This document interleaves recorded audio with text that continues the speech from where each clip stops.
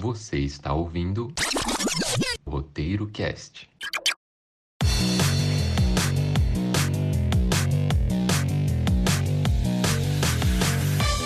Atire a primeira pedra quem não gosta de jogar um bom jogo ou assistir um bom filme. No episódio de hoje, vamos falar de 4 jogos que viraram filmes e deram muito o que falar, sejam bem ou mal. Eu sou Rebeca Bento, @Rebeca Bento no Instagram. E eu sou Daniel, @DanCSS no Instagram.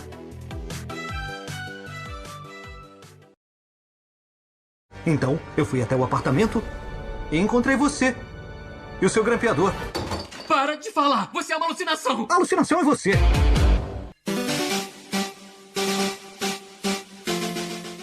Vamos começar primeiro pelo Detetive Pikachu, né? Coisa boa, das melhores adaptações que eu já vi dos últimos tempos. Ele foi lançado em 2019 e agradou bastante os fãs de Pokémon e até quem não era fã de Pokémon, quem nunca tinha ouvido falar, e a crítica especializada. O orçamento dele foi de 150 milhões de dólares e acabou arrecadando cerca de 433 milhões de dólares. É muito dinheiro, né? E é tanto dinheiro que principalmente eles adaptaram um jogo não tão conhecido, né? Eles não pegaram um jogo da franquia principal, né? De Pokémon. Foi baseado no game, né? Great Detective Pikachu.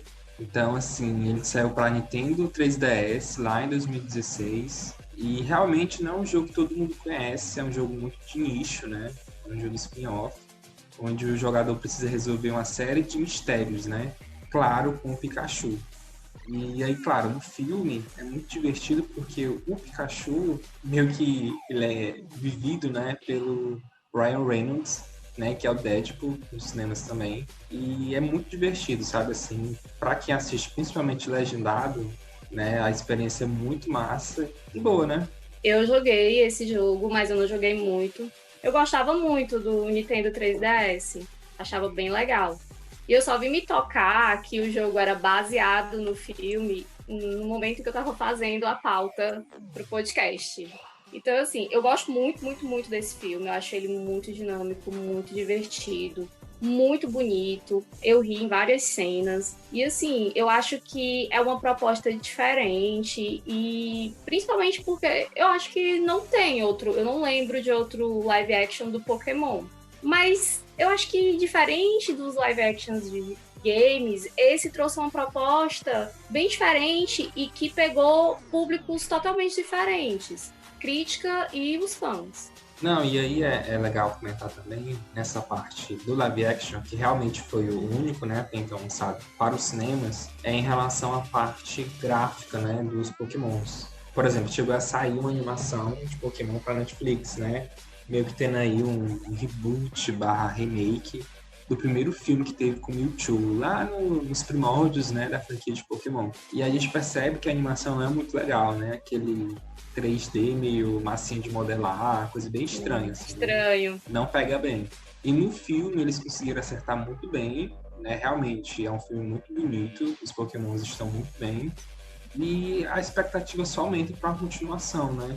Que a gente torce que seja ainda melhor do que o primeiro. Porque é muito bom quando a gente vê uma franquia que é realmente muito conhecida, como é o caso de Pokémon. Acho que é impossível você não ter ouvido falar de Pokémon pelo menos uma vez na sua vida e que deu certo nos cinemas e trouxe uma boa adaptação.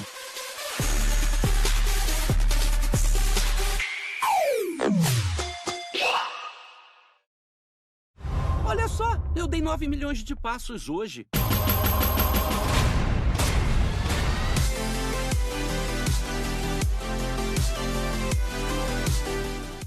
É impossível não falar de Sonic.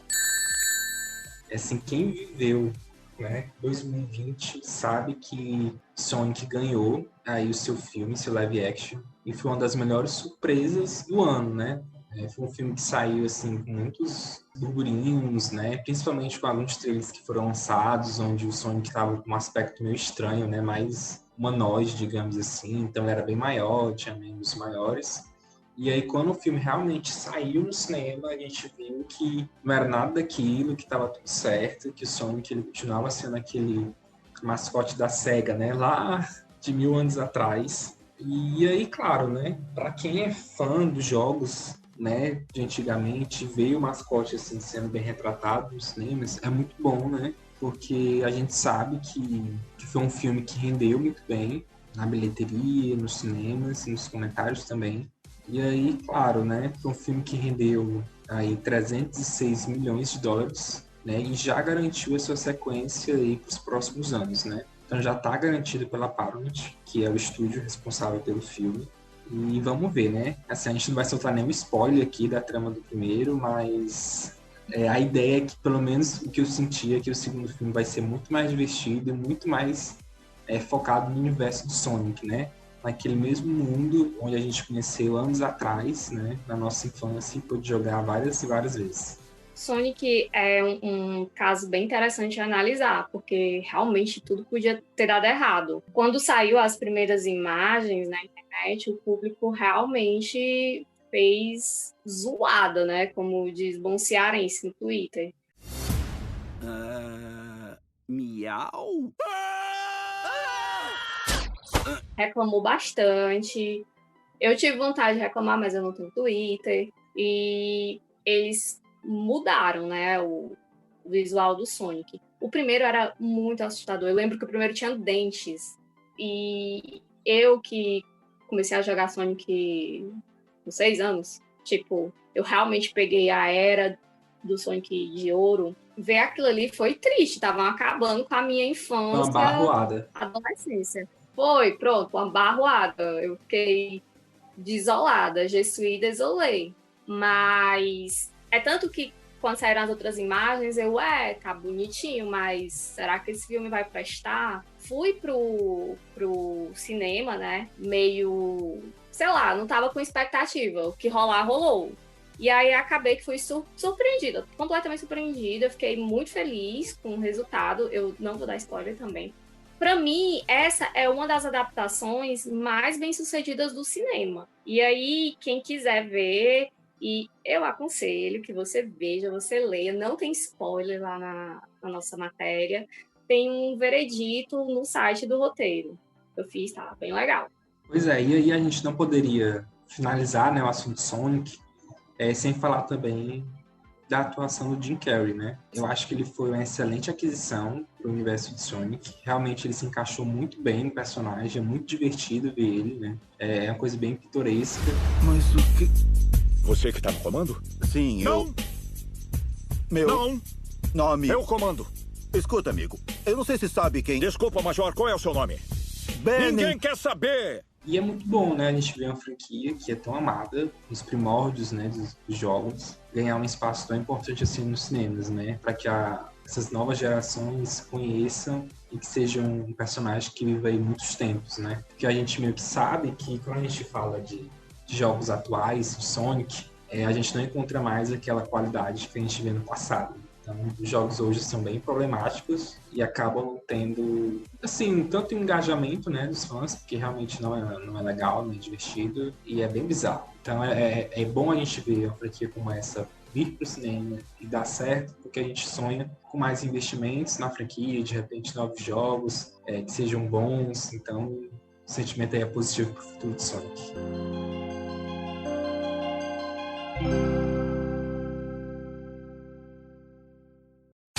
Resident Evil.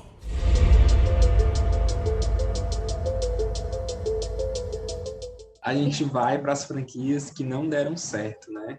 Ou seja, filmes que foram adaptados para o cinema, mas que não tinham nada a ver com jogos nem com a obra original, né? Então foram muitas vezes decepções para quem era fã, né? E aí, para começar, a gente não poderia fazer diferente, né? A gente tem a franquia de Resident Evil, que é a pior franquia da história do cinema. Ao todo tiveram 6 filmes e juntos eles faturaram mais de $1 bilhão. Ou seja, foi muito dinheiro que eles conseguiram.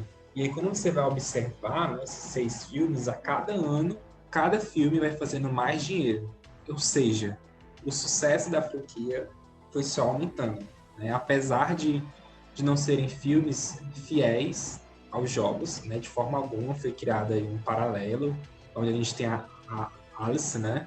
Que é interpretada pela Mila Djokovic, e que não tem nada a ver. Assim, o primeiro filme eu sou muito fã, eu gosto muito da proposta dele, mas depois disso ele acaba indo para outros caminhos. Assim, para mim continua sendo um filme muito divertido, mas quando a gente fala em boa adaptação, né, de jogos para o cinema, isso não acontece. Eu acho que o filme de Resident Evil a gente pode deixar assim, não é uma adaptação de jogo que a gente for assistir, porque se você não pensar nisso, dá para assistir de boas. Você vai se divertir realmente. E sem contar que aqueles olhos da Mila Jovovich, a atuação dela é legal, então vale a pena. E assim, eu joguei Resident Evil, mas eu parei no do PS2. Eu gostava bastante, achava interessante, tinha um pouco de medo, mas era muito pouco. Acho que foi o mais perto que eu cheguei de um jogo de terror e foi onde eu parei. Foi Resident Evil. Não fui mais longe. Pois eu joguei todos os jogos. Daqui, né, um fã de carteirinha.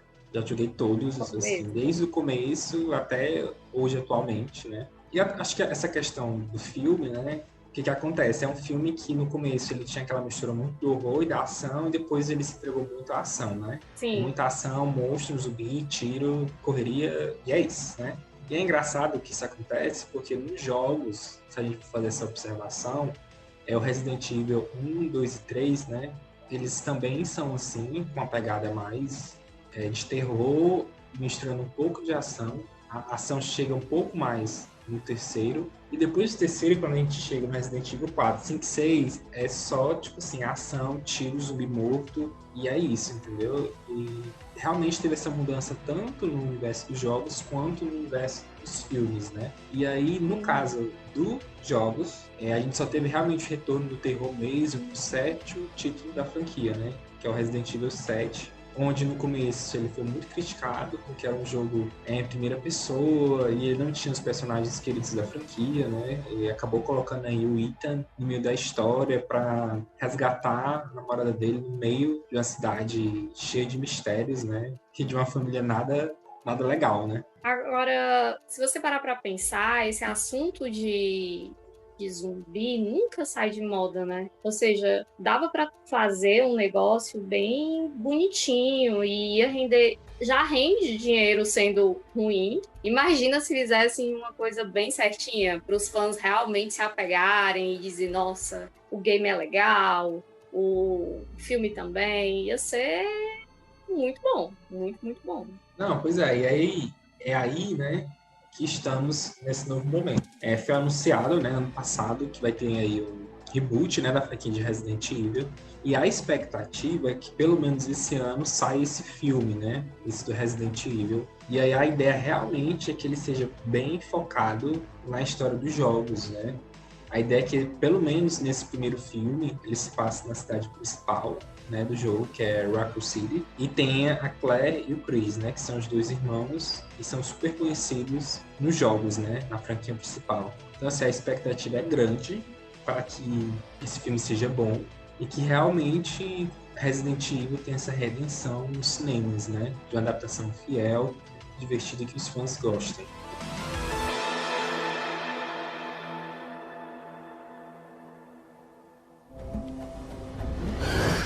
Lara Croft, Tomb Raider.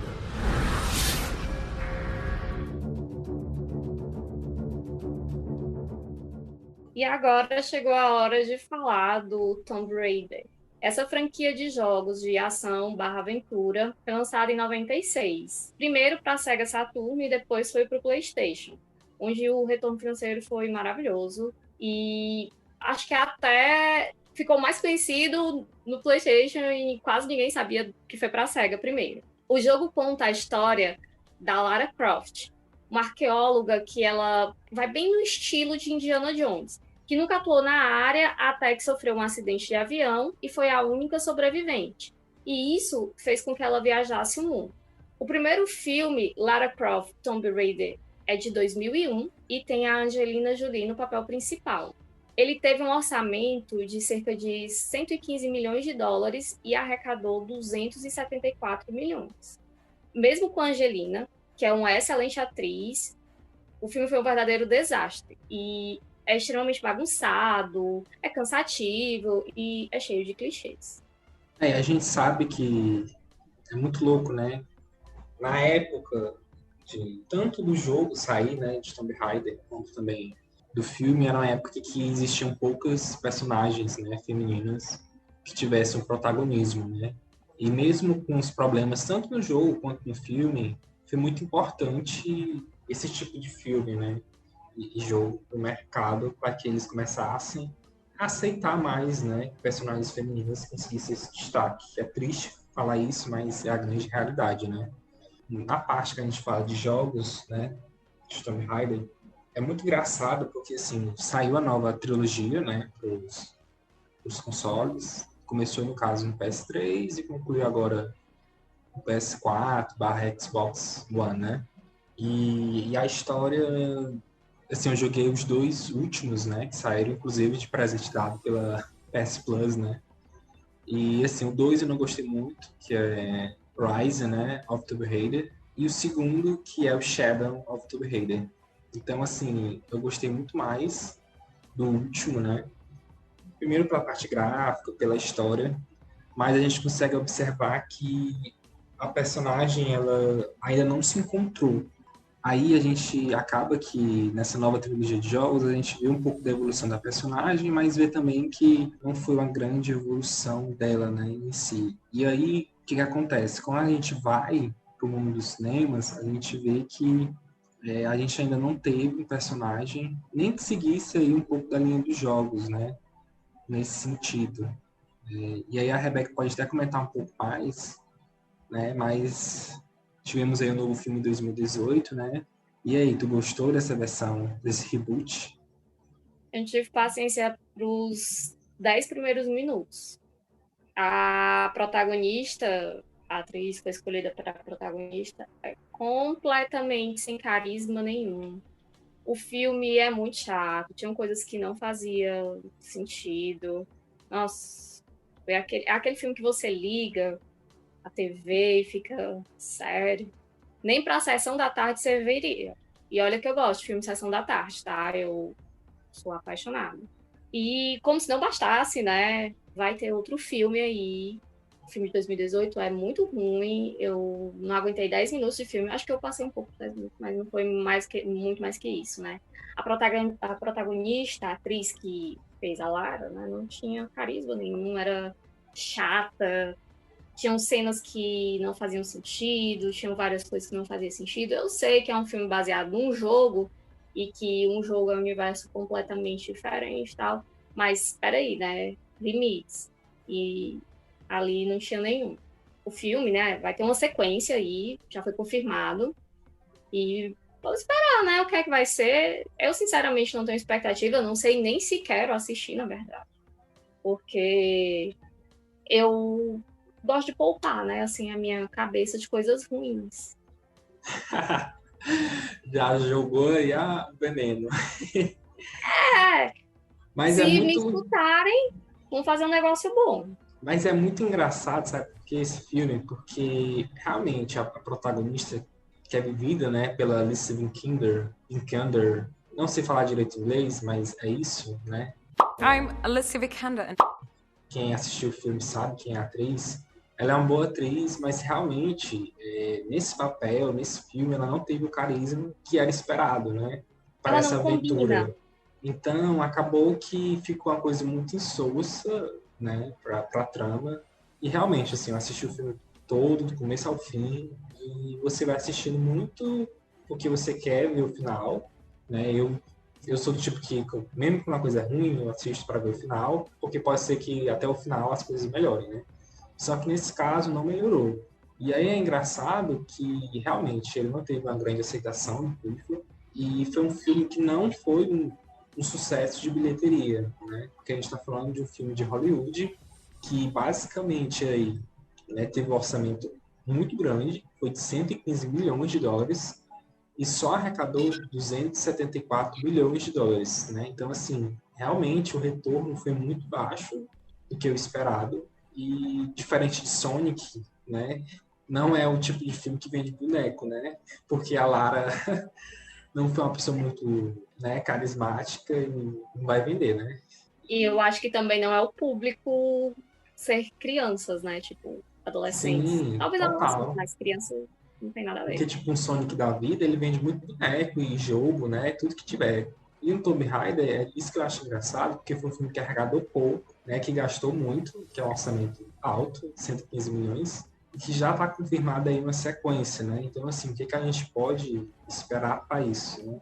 Realmente, eu não sei que caminho eles vão tomar para essa franquia. Eu espero que realmente eles deem uma oportunidade para que a atriz, tanto de roteiro quanto de tudo mais que tiver envolvido, para que ela consiga brilhar mais e trazer mais carisma aí para a trama. Eu acho que ela precisa ir para a escola Wolf Maia de atuação. Vem aqui pro Brasil, vai para Wolf Maia de atuação e dá tudo certo. É só o que falta. Acabou. Acabei de chegar aqui na escola Wolf Maia. Agora eu vou lá no estúdio gravar minha cena. Vem comigo.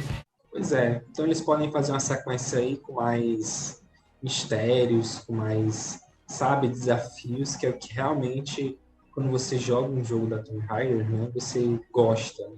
Porque o que é bom do jogo é a exploração, é você conhecer locais muito bonitos, você conhecer aí grandes culturas como Maia, Inca, e ter lá os desafios, né? Tanto de você ter que abrir uma sala, fugir de uma sala, quanto também você de ter que enfrentar o vilão. Então é isso que faz Tomb Raider ser Tomb Raider e se diferenciar de tantas franquias como a gente tem aí, como Indiana Jones, como Uncharted, né, que estão aí no mercado. Eu acho, inclusive, que o que Detetive Pikachu teve, né? Porque, se você parar para pensar, tem um mistériozinho, né? Não é um mistério estilo. Não é o mistério da vida, né? Pois é. Mas ali foi bem construído, é bem construído. Já no Tomb Raider, ele não é. Tipo, nos filmes eles levaram assim, que a essência, eles deixaram, não, deixa pra lá, esquece isso aí, vamos só focar na ação, bora, gente, foca aqui na ação. Tá que é feito, tá que é feito. Eu acho que vai bem por aí. Foi bem triste mesmo.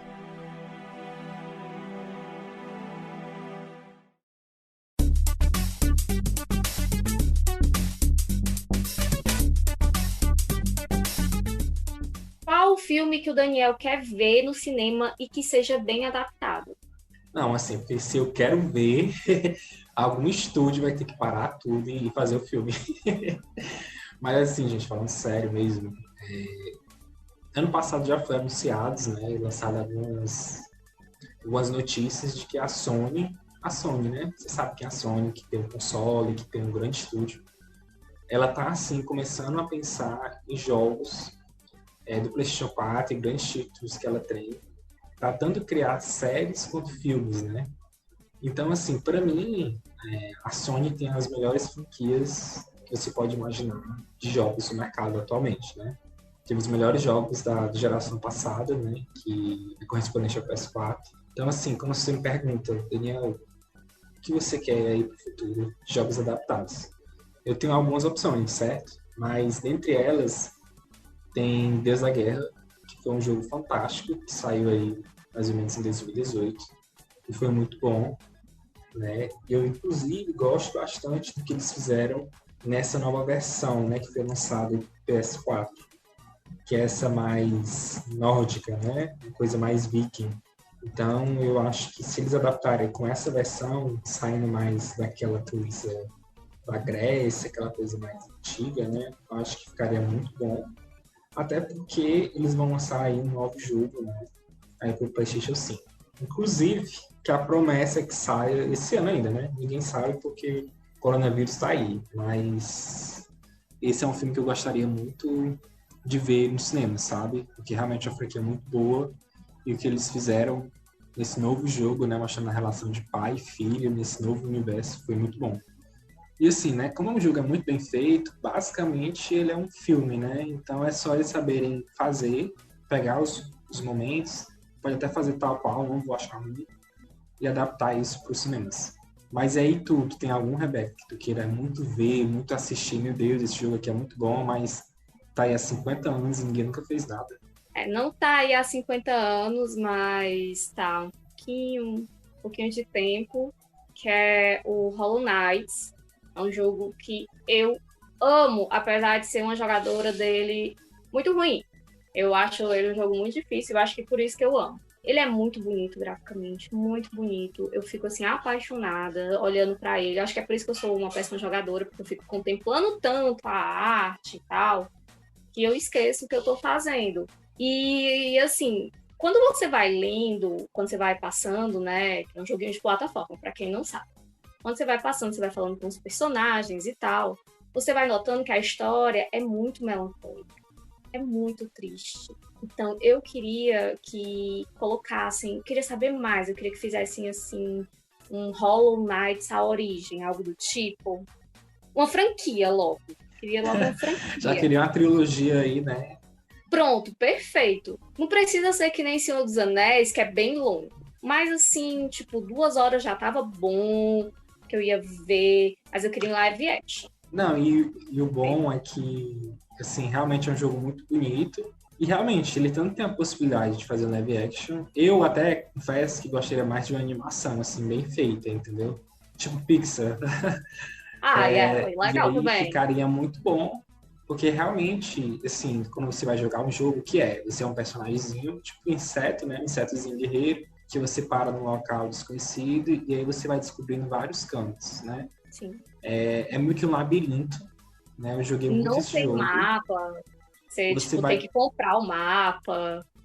Você vai descobrindo aos poucos locais e aí acaba que é um grande labirinto que você vai ter que descobrir. Então, assim, como é um labirinto, acaba que você tem que voltar pro começo do jogo para pegar um item para liberar uma coisa que é lá no final. Sim. Então é uma coisa bem difícil e é um jogo que também não se importa em te explicar nada, né? Assim, ele tem algumas informações ali espalhadas por aí, mas realmente ele não explica.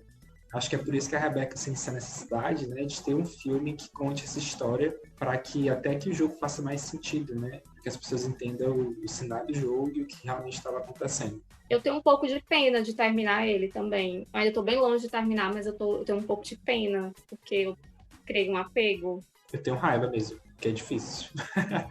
É bem difícil esse jogo. Eu já joguei um momento, aí parei, depois voltei, mas é um jogo que dá um nó na sua cabeça. Eu acho que é por isso que eu gosto.